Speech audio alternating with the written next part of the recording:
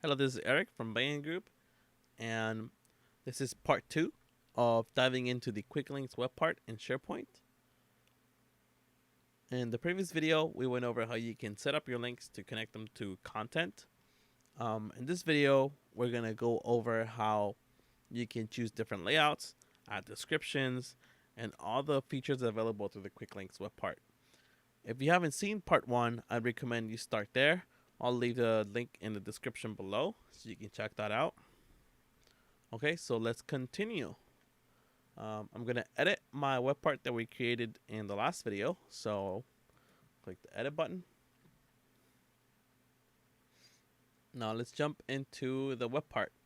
So we can begin editing the layouts by clicking the pencil here. And by default, we have the compact layout, but there is also the film strip, which looks like so by default, we land on the compact layout, but we also have the film strip, which is very similar to the carousel where you can flip through each link. We also have the grid.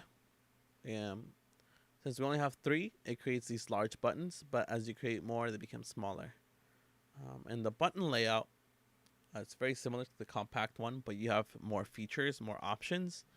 You can choose to enable show descriptions. So let's try that. So if I enable descriptions and I go and edit one of my existing links by clicking the pencil within the link, you see we have an extra field called description. Now let's see what happens when I fill in a description for this link.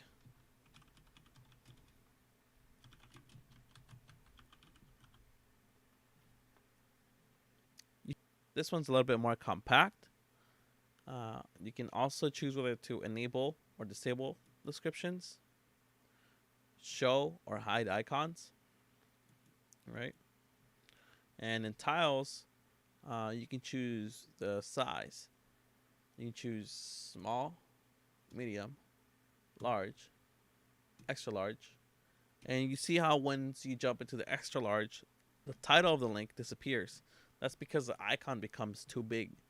So if you do want to keep the title of the icon, you need to stick with large size or smaller. And you can add back in your title by disabling this feature here. So those are the different layouts available in the quick links part. Now, if you want to ever arrange your links, so maybe you want to put them in alphabetical order, which at this point they're not, all you have to do is hover over one of them and you'll see the 4 arrow icon. And all you have to do is just click and drag.